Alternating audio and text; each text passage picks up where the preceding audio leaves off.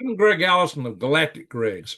For decades, I have worked in the aerospace world, supporting rocket programs, hazard and risk analysis for systems that operate at the very edge of physics.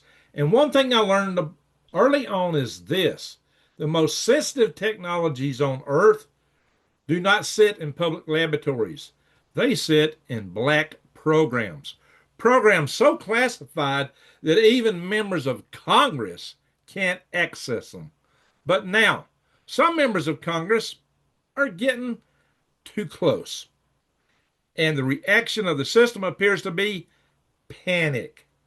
Wait until you hear about the second congressman. So, we'll start with Congressman Tim Burchett because he is one of the loudest voices in Washington pushing for UFO disclosure. And repeatedly, he has said the same thing. The government is stonewalling Congress. He's even been told to quit looking, even to shut up.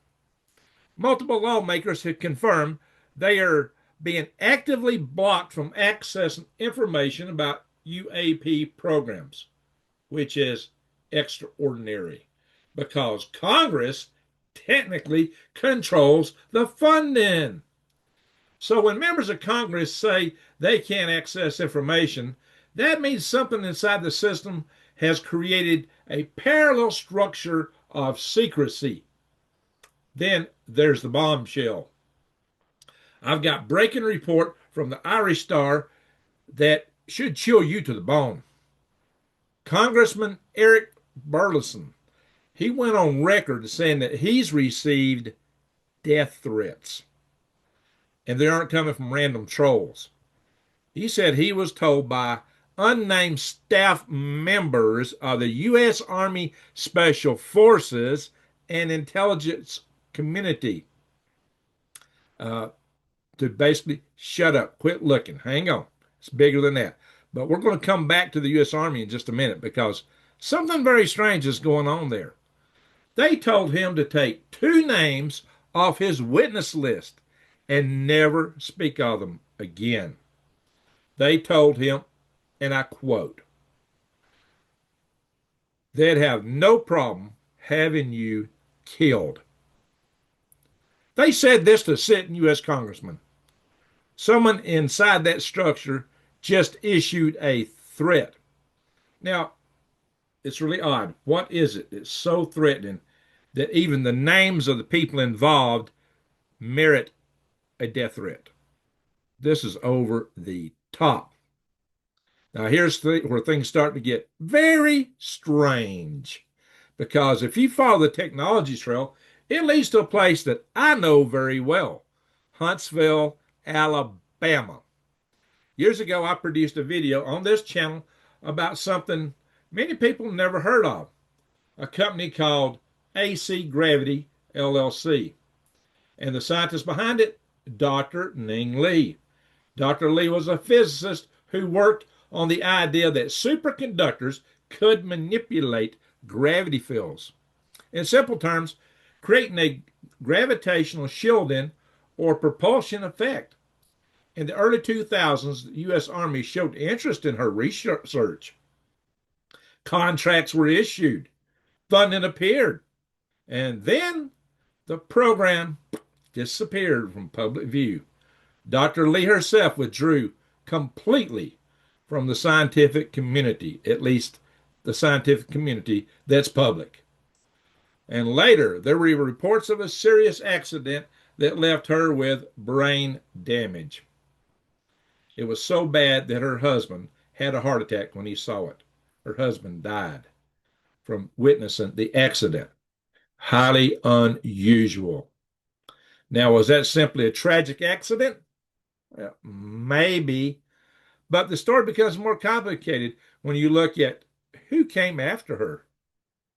Another Huntsville researcher, Amy Eskridge. Now, mind you, I knew both of them. She was also working on advanced propulsion concepts tied to gravity manipulation. She was part of the same local ecosystem of engineers and scientists exploring breakthrough propulsion.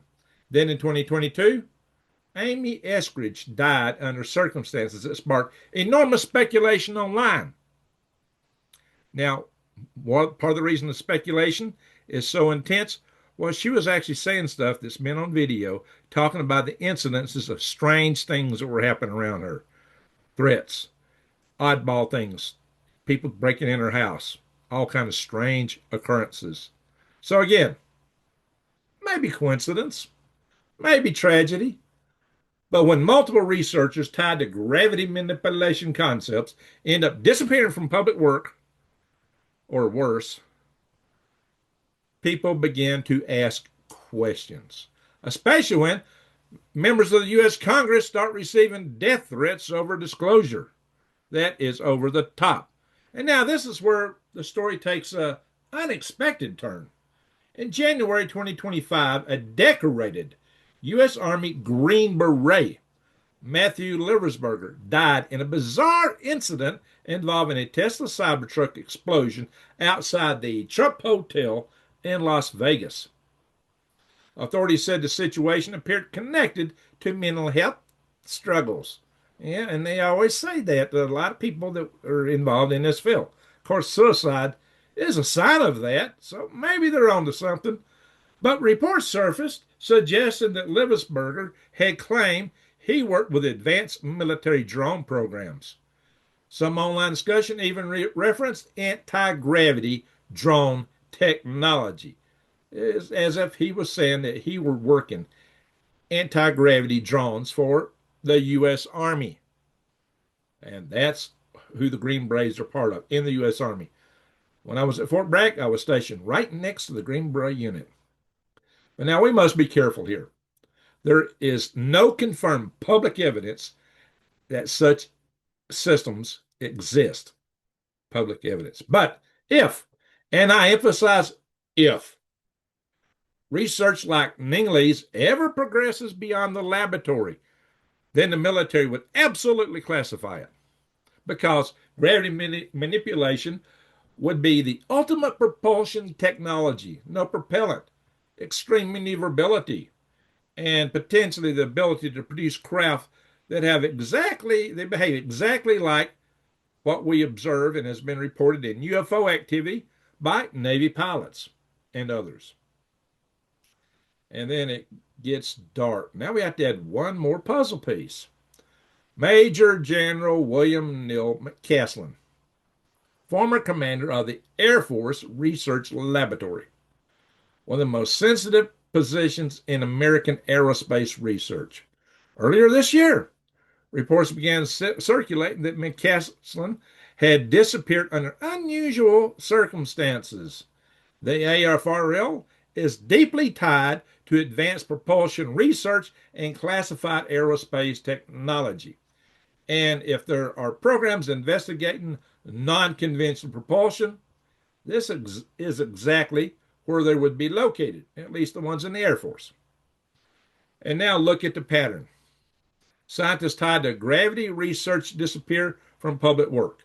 Members of Congress claim that they were threatened when investigating UFO programs. And a soldier linked to advanced drone work dies in a mysterious event. And the senior general connected to classified aerospace research vanishes from public view. And yeah, they're considering that to actually be a national intelligence risk. They are all over this. Apparently, at least some agencies are. Meanwhile, Donald Trump has publicly pushed for UFO disclosure. But even if a president orders transparency, that doesn't mean that the system can comply, because the deeper the black program, the fewer people that actually control it. This is a term often used in intelligence circles, the gatekeepers, the individuals inside classified programs who decide what information moves and what information never leaves the vault. Remember, I've talked about gatekeepers when I was talking about this whole thing with Eric Weinstein's, double nuclei, twin nuclei problem, where he claims if we don't get in space real fast, we're going to cease to exist. And I did that in my 10-year moon video. So, my friends, it may be important we get this stuff out. But can we? Will we? It doesn't look good. If anti-gravity propulsion research ever reached operational status, that technology would be one of the most strategically valuable secrets on Earth. More valuable than stealth, more valuable than nuclear weapons, which raises a difficult question. If Congress is pushing for disclosure and someone inside the system believes that disclosure would threaten national security, how far would they go to stop it? And it could be bigger than that. These technologies could have power beyond belief. It might be like giving every person an atom bomb. So, yeah, that is something to pay close attention to. But then again, it could free humanity like our wildest dreams, beyond our wildest dreams. So here's the situation. We now have members of Congress claiming threats connected to disclosure, confirmed government stonewalling of UFO investigations from the mouth of congressmen, plural. Historical research into gravity manipulation tied to the U.S. Army. Scientists connected to the field disappeared from public work, or as I said, worse. A strange military linked incident in Las Vegas. A missing Air Force research commander. Individually, each story might mean nothing, but together they form a strange pattern. A pattern suggesting that something extremely sensitive may be buried deep inside the classified world of advanced propulsion. And if that's true, disclosure is going to be a much bigger fight than anyone expected. Even with Trump pushing disclosure, I'm just expecting more Tic Tac videos, not much more. So I'm not holding my breath for anything that's very revealing. The secrets are just too deep. But take note, 3 of these incidences evolved, not the Air Force, not the Space Force, not the Navy, but the U.S. Army. I once worked in missile defense for the U.S. Army. Yeah, the Army Space Program, at least the public one. Wait till you see my video recommendation at the end.